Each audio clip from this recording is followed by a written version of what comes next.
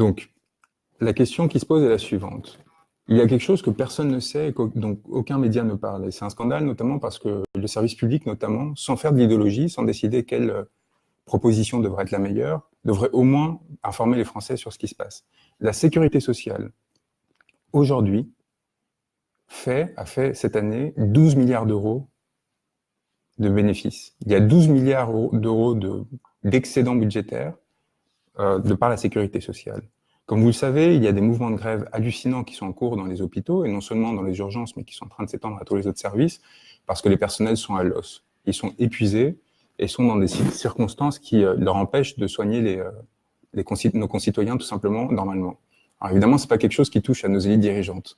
Comment ça se fait que ces 12 milliards d'euros ne rentrent pas dans le financement de l'hôpital, qui est en crise et qui fait souffrir beaucoup de personnes, qui met en tension les personnels les plus précieux de notre société, les infirmières, les aides-soignantes, les médecins, et ne va pas justement, et va au contraire ailleurs. Où est-ce que va cet argent? Cet argent va à une caisse qui s'appelle la CADES. La CADES, elle est détentrice d'une dette qui a pu correspondre à un total de 200 milliards d'euros à un moment, et qui aujourd'hui encore correspond à une somme de 100 milliards d'euros. C'est-à-dire que toutes les dettes de la sécurité sociale, de nos hôpitaux, de l'assurance chômage, etc., ont été regroupées dans un organisme qu'ils ont appelé la CADES, où il y a des hauts fonctionnaires très bien payés qui sont chargés de gérer cette chose. Ça n'a d'intérêt que de cet ordre-là, de façon à ce que l'on fasse rembourser, non par l'État directement, mais par cet organisme-là, cette dette importante. Dédicace au gouvernement Fillon, qui a créé une dette de 80 milliards d'euros entre 2009 et 2011, qu'il a déplacée dans la CADES, de façon à ce que l'on ait l'impression que cette dette n'était pas au budget de l'État.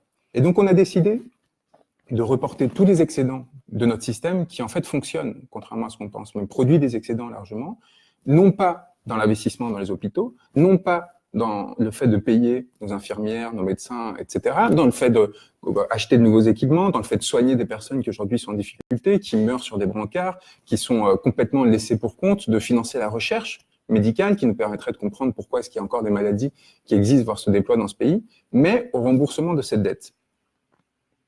Cette dette, donc, de à peu près 100 milliards d'euros, qui est séparée de la dette d'État, on a décidé qu'il fallait absolument la rembourser d'ici 2025. Pourquoi? On ne sait pas trop. On s'est dit, en fait, qu'il fallait s'en débarrasser tout simplement parce qu'elle a été créée à un moment, la CADES, elle a été créée dans les années 90, à un moment, on s'était dit, ça va durer 5 ans. On a un petit problème là de conjoncture, économiquement, on n'arrive pas à produire suffisamment de richesse, donc il faut créer ce truc à côté. Et en fait, au fur et à mesure du temps, évidemment, nos politiciens, nos gouvernants ont décidé de continuer à mettre des dettes dedans. Donc, je vous ai dit, Fillon était extraordinaire, il avait fait 80 milliards d'euros, vous imaginez, en 2 ans seulement. Et donc, en fait, à un moment, on s'est dit, c'est plus possible. Nous, cette dette, on la paye comment, notamment? Avec un truc qui s'appelle la CRSD, que vous voyez tous pour ceux qui travaillent dans votre fiche de paie, qui correspond à 0,5% de vos revenus, et indirectement par la CSG, qui a été créée aussi pour financer justement toutes les dépenses de la sécurité sociale au sens large. Donc chaque année, il y a en gros 10% des revenus des travailleurs qui sont produits lorsqu'ils sont salariés, qui vont au financement de la sécurité sociale, en plus évidemment de toutes les dépenses que l'on va engager individuellement. Pourquoi est-ce que ça pose problème politiquement? C'est-à-dire que M. Macron, comme sur beaucoup d'autres sujets, ne s'attendait pas à ce qu'il y ait une rupture majeure, c'est-à-dire que les personnels soignants ne supportent plus la situation dans laquelle ils s'étaient trouvés. Et donc, il a pensé qu'il pourrait faire encaisser à tous les personnels hospitaliers jusqu'en 2025 cette situation-là. Et il continue à penser ça. Et c'est pour ça qu'Agnès Buzyn est dans l'incapacité de débloquer des fonds supplémentaires pour répondre à la crise qui est en train d'être. On a quand même aujourd'hui une proposition du gouvernement qui consiste à verser 150 millions d'euros par an au personnel d'urgence notamment pour répondre à une crise. Les enjeux aujourd'hui de l'hôpital public se comptent en milliards d'euros. 150 millions d'euros, c'est 1/10 de ce que le gouvernement est prêt à débloquer pour créer ce service national universel ridicule qui consiste à envoyer pendant une semaine nos jeunes faire une sorte de proto-service militaire pour faire de la mixité sociale, etc. Le gouvernement ne veut pas produire de nouvelles dépenses.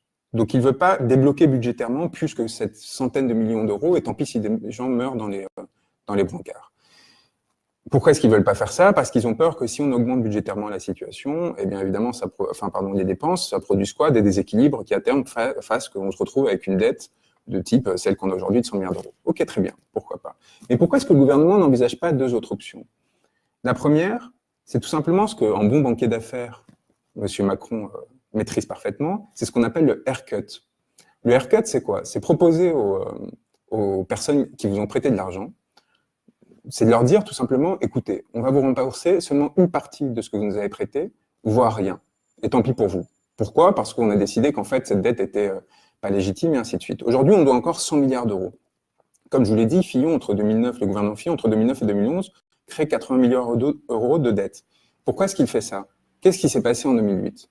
Il y a une crise économique majeure qui a fait que beaucoup de personnes se sont trouvées au chômage, que beaucoup de personnes se sont trouvées dans une situation de précarité qui a produit des problèmes de santé, ainsi de suite. Et ça, qui a pris en charge les coûts de cette crise financière qui a été provoquée par les banques, notamment les banques outre-Atlantique? C'est l'État. C'est l'État et c'est la sécurité sociale.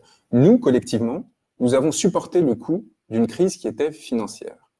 Et donc, à partir de là, nos gouvernants ont décidé de basculer tout cet argent dans une caisse particulière, donc dans cette CADES, mais surtout ne se sont pas dit jusqu'ici, bah, écoutez, en fait, il serait légitime qu'on ne paye pas cette dette, ou qu'on ne paye qu'une partie de cette dette, parce que, in fine, ceux qui ont produit cette crise, donc les plus favorisés d'entre nous, qui ont continué à gagner de l'argent pendant toute cette période, parce que l'État est venu sauver les banques, et du coup, ils ont sauvé les dépôts. Les dépôts, c'est l'argent que vous avez dans vos comptes en banque. Évidemment, quels dépôts avaient besoin d'être sauvés? C'était pas les nôtres, parce que de toute façon, ils sont garantis jusqu'à 100 000 euros.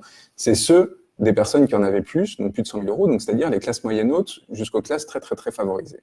Donc l'État, en fait, en 2008, est allé au secours des classes les plus favorisées. Ça nous a coûté collectivement quasiment 80 à 100 milliards d'euros. Pourquoi? Parce qu'on a dû payer toutes les personnes qui se retrouvent au chômage, et ainsi de suite. Et maintenant, il faudrait rembourser à qui? Aux personnes qui nous ont prêté de l'argent pour financer tout cela. Mais qui nous a prêté de l'argent? Les banques, les marchés financiers. Qui est-ce qui a accès aux marchés financiers? Les personnes les plus favorisées de la société, parce que c'est celles qui ont déjà un capital à investir. Et donc, on se retrouve en fait à devoir payer à ceux qui ont provoqué la dette. Cette crise de la dette et ce chômage qu'on a dû financer.